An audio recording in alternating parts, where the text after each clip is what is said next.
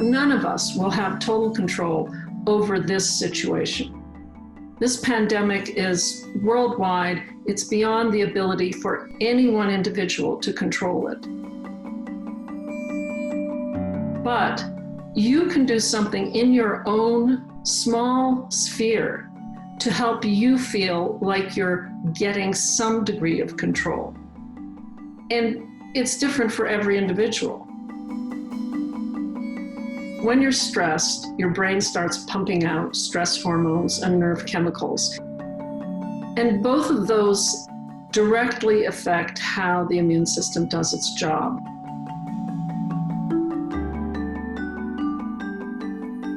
So anything that we can do, and each of us can do individually, to, in some small way, reduce some of those stressors that we can't control, that will be an important way of helping your immune system to do its job to keep you healthy.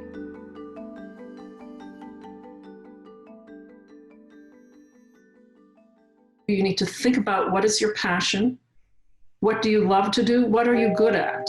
And how could it possibly help others during this pandemic situation? There are yoga teachers who are teaching yoga online.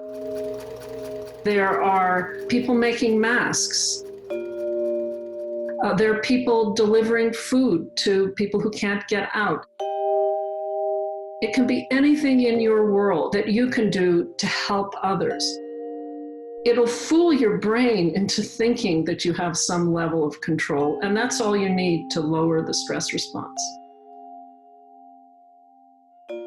Not being able to be with your loved ones, not being able to go out and socialize, that's a huge stressor.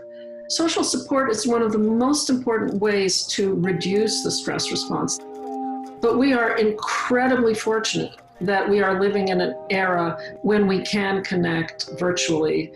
All of these different virtual ways of connecting are allowing us to have these social gatherings.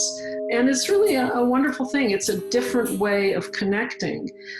It's not the usual way that we're used to, but it does give a level of sustenance and social support that's really important at this time, and that helps to reduce the stress response and enhance those positive brain pathways that keep you healthy. Fresh air is really important. The more people who spend time in an enclosed space where there's no fresh air or there's poor ventilation, that's going to make you really tired and groggy, and you'll make more mistakes in whatever it is that you're doing. Either open the windows or open the doors if you can and the weather is okay outside, or put a fan near your computer to blow away that carbon dioxide that you're breathing out that will make you sleepy. We know that dry air also dries out your mucous membranes, and that makes you more susceptible to viral infections. So it's important to make sure that you have enough humidity in the rooms where you're spending most of your time, or, for example, where you're sleeping. Put a humidifier in the room.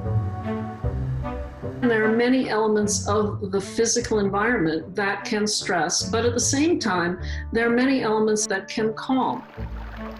Looking at nature, listening to nature sounds, inhaling deeply in a fresh nature setting, that's calming. You know, try to look at things, watch things that are not stressful. And there's plenty of stuff out there that's stressful. And I would recommend not looking at that stuff in the evening, especially because you want to get a good night's sleep.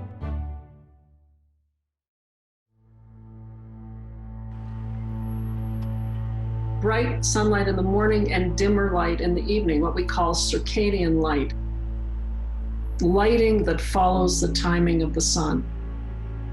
And that has been shown over and over again to help you fall asleep faster, have a better restorative night's sleep, and be less depressed, have improved moods. Another thing that's important is the right temperature.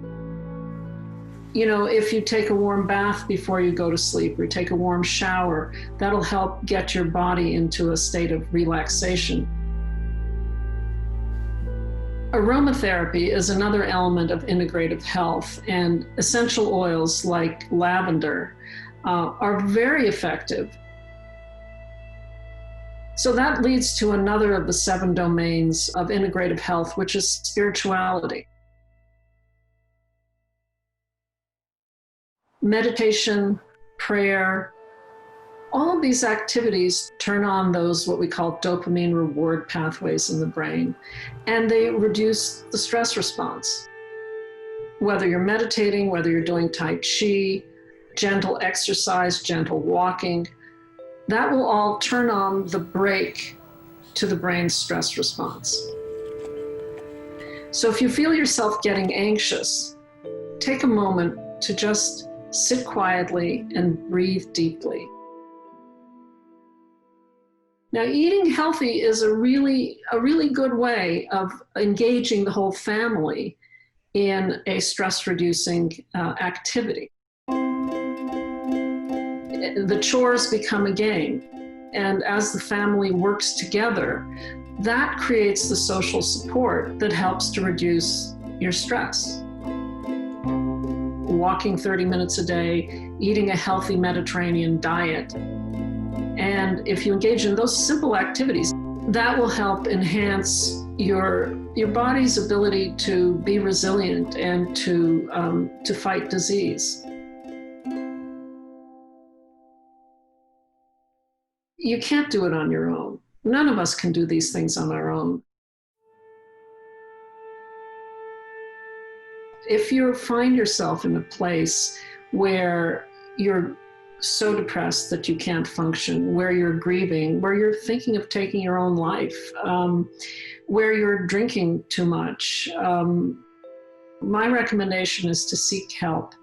Don't try to do it on your own. And if you can't reduce your stress response or make yourself feel better, you haven't failed. People will say, oh, I'm a terrible person, I've failed, I can't make it work. Well, that's not true. You haven't failed. You just need help